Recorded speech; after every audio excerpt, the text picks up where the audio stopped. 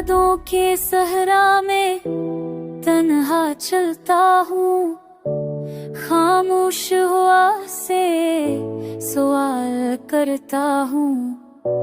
क्यों ख्वाब बिखर गए आँखों के नगर में, क्यों रोशनी खो गई दिल के सफर में।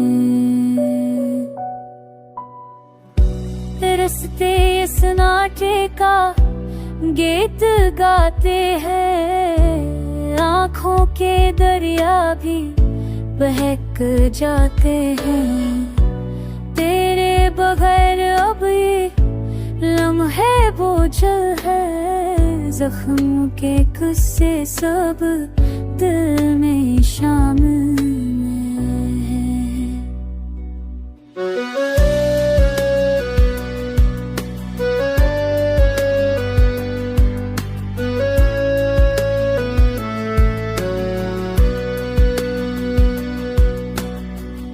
चांदनी भी अब तो अधूरी लगती है, खाली रातें मुझको चुभती लगती है।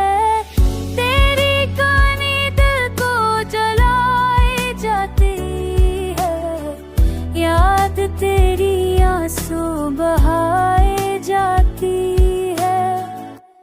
टूटे हुए ख्वाबों का साए हूँ मैं, यादों की अंधेरों में खोया हूँ मैं। तुझसे जुदा होके जिया तो नहीं हूँ, सांसें है मगर जिंदा तो नहीं हूँ।